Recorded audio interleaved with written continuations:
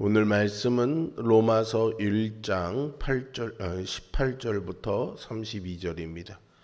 로마서 1장 18절부터 32절입니다.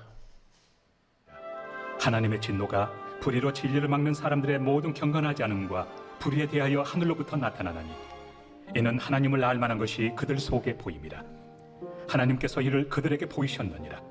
장세로부터 그의 보이지 아니하는 것들 곧 그의 영원하신 능력과 신성이 그가 만드신 만물에 분명히 보여 알려졌나니 그러므로 그들이 핑계하지 못할지니라.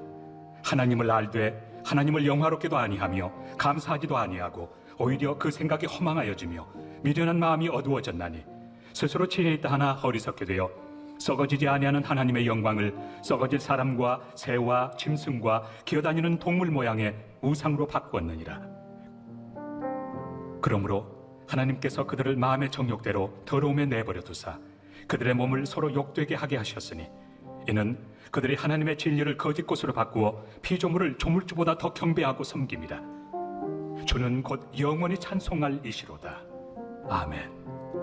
이 때문에 하나님께서 그들을 부끄러운 욕심에 내버려 두셨으니 곧 그들의 여자들도 순리대로 쓸 것을 받고 영예로 쓰며 그와 같이 남자들도 순리대로 여자 쓰기를 버리고 서로 향하여 음욕이 부릴 듯하며 남자가 남자와 더불어 부끄러운 일을 행하여 그들의 그릇됨에 상당한 보응을 그들 자신이 받았느니라. 또한 그들이 마음에 하나님 두기를 싫어하며 하나님께서 그들을 그 상실한 마음대로 내버려 두사 합당하지 못한 일을 하게 하셨으니 곧 모든 불의, 조악, 탐욕, 악의가 가득한 자요 시기, 살인, 분쟁, 사기, 악독이 가득한 자요 수군수군하는 자요 비방하는 자요 하나님께서 미워하시는 자요 능욕하는 자요 교만한 자요 자랑하는 자요 악을 도모하는 자요 부모를 거역하는 자요 우매한 자요 배역하는 자요 무정한 자요 무자비한 자라. 그들이 이 같은 일을 행하는 자는 사형에 해당한다고 하나님께서 정하심을 알고도 자기들만 행할 뿐 아니라 또한 그런 일을 행하는 자들을 옳다 하느니라. 아멘. 우리는 흔히 복음을 기쁜 소식이라고 부릅니다. 그런데 바울은 이 복음을 설명하는 첫 부분을 매우 무거운 주제로 시작하지요. 그것은 바로 하나님의 진노입니다. 기쁜 소식인 복음이 왜 진노의 이야기로 시작할까요?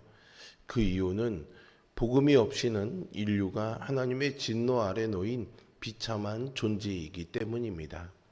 하나님을 알되 하나님을 영화롭게 하지 않는 삶은 하나님의 진노를 부릅니다. 여기서 진노로 번역된 헬라어 오르게는 단순한 감정의 폭발이 아니라 거룩한 분노, 즉 하나님의 공의로운 성품에서 비롯된 죄에 대한 반응을 의미합니다. 하나님은 반드시 죄를 다루시는 분이십니다. 18절은 하나님의 진노가 하늘로부터 나타났다라고 말합니다. 이 진노는 단순한 자연현상이 아니라 하늘에서 내려오는 하나님의 의로운 심판입니다. 하나님은 진노하시는 분이십니다. 다만 그 진노는 감정적인 부분이 아니라 공의로움에 있습니다. 하나님이 진노하시는 대상은 두 가지인데요. 하나는 사람들의 불경건이고요. 다른 하나는 불의입니다. 하나님의 진노가 공의로운 이유는요. 그것이 그분의 감정에 따라 일어나는 반응이 아니라 불의에 대해 공의에 기초한 하나님의 필연적인 반응이기 때문입니다. 본문은 인간의 죄악이 단순한 무지에서 비롯된 것이 아니라 알고도 거부한 데서 비롯되었음을 강조합니다. 21절에서 하나님을 알되 하나님을 영화롭게도 아니하며 감사하지도 아니하고 라고 하죠. 여기서 하나님을 알되 라는 말은 일반 계시, 그러니까 우리 창조세계, 자연의 현상들을 통해서 드러난 하나님의 존재와 능력을 말합니다. 여기서 바울은 구약 시가서의 특징을 빌려서 이야기를 전개하는데요. 시가서의 특징은 지혜로운 자와 어리석은 자의 근본 차이를 설명한다는 것입니다.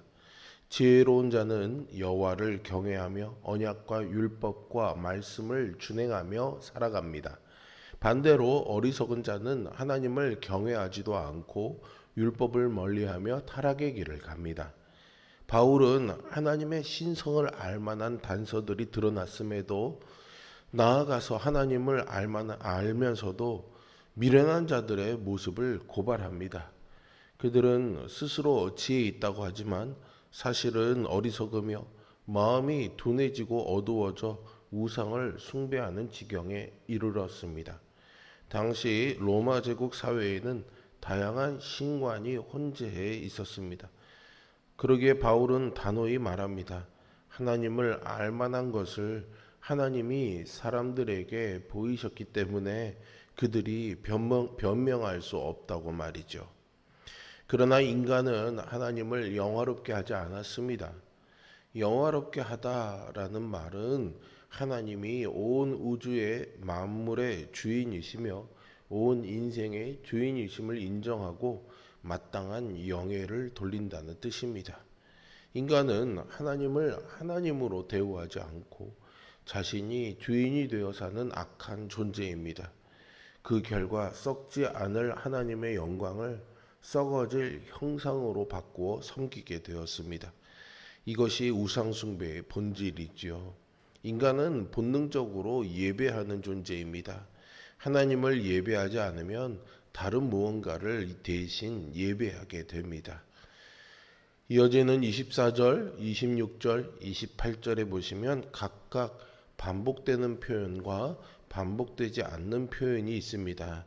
24절에서는 그들을 마음의 정욕대로 더러움에 내버려 두사라고 했고요.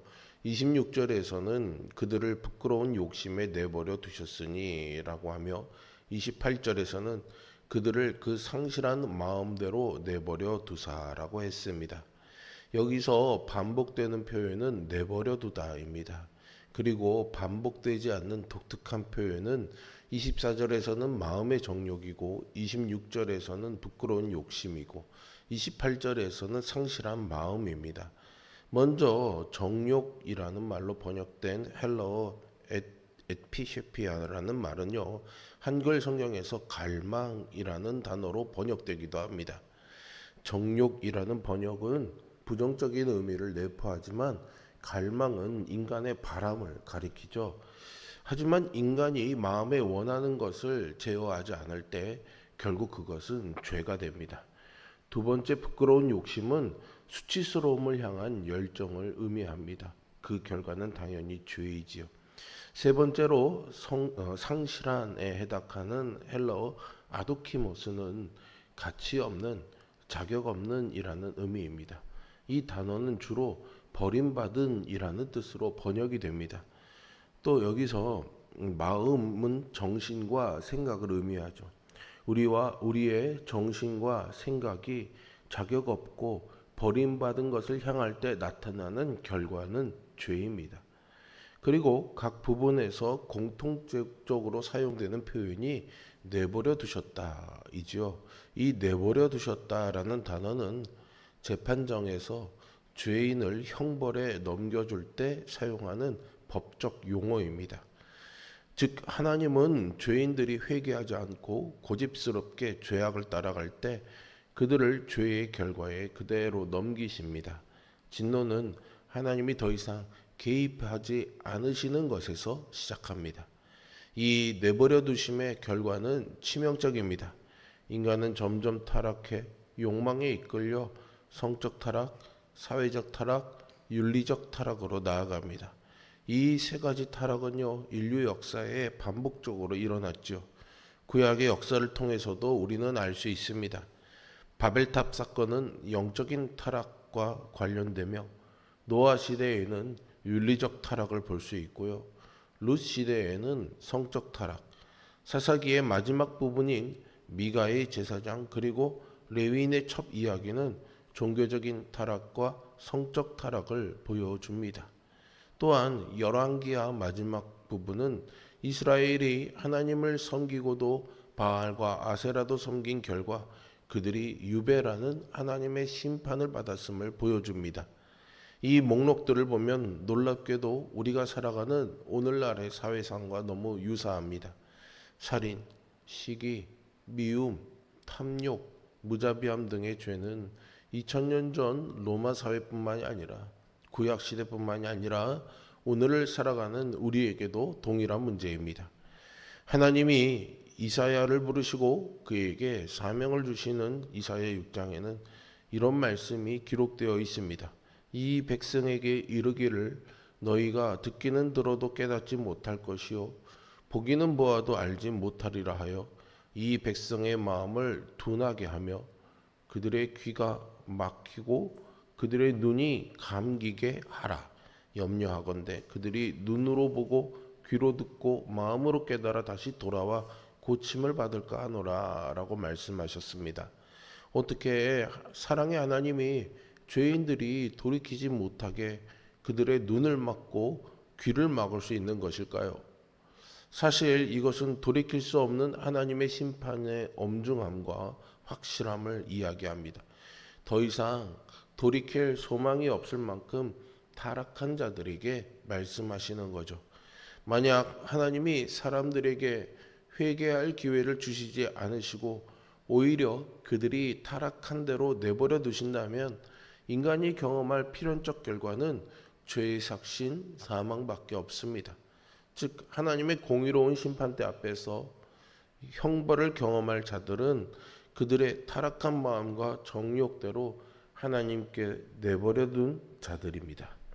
복음은 진노 가운데 있는 세상의 유일한 소망입니다. 바울은 앞선 구절에서 이렇게 선언했죠. 복음은 모든 믿는 자에게 구원을 주시는 하나님의 능력이 됨이라 라고 말이죠. 복음은 단지 마음에 평안을 주는 메시지가 아니라 진노 가운데 있는 우리를 구원하는 하나님의 능력입니다. 오직 예수 그리스도를 믿고 주로 고백할 때 우리는 진노의 대상이 아니라 은혜의 주인공이 될 줄로 믿습니다. 오늘 우리의 삶을 한번 돌아봅시다. 나는 하나님을 알면서도 감사하지 않고 하나님보다 다른 것을 더 사랑하며 우리 자신이 주인이 되어 살아가고 있지는 않습니까? 그렇다면 우리도 복음 앞에 다시 서야 합니다.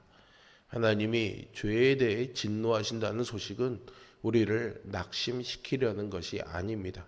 오히려 복음의 필요성을 일깨우려는 하나님의 자비로운 경고입니다.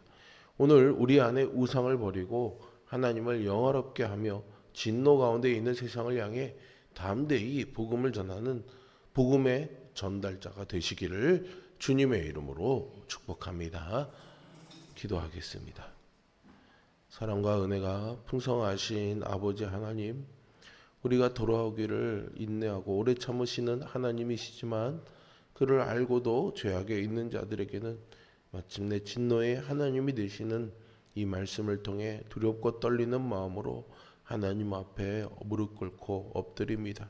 주여, 오늘 우리를 죄의 유혹에서 지켜주시고 건져주시옵소서. 오늘도 하나님 말씀 안에서 진리를 따라 살아갈 수 있게 인도하여 주시옵소서. 하나님의 말씀을 알고도 하나님의 뜻을 알고도 외면하여 살아 진노의 아래에 있는 자가 되지 말게 하여 주시고 말씀을 듣고 깨달은 대로 살아가는 그런 구원받은 자의 삶이 되게 하여 주시옵소서. 하나님께서 모든 믿는 자에게 구원의 능력이 되심을 믿으며 그 하나님의 능력을 의지하는 믿음으로 오늘 하루 살아가게 하여 주옵소서. 예수 그리스도의 이름으로 기도합니다.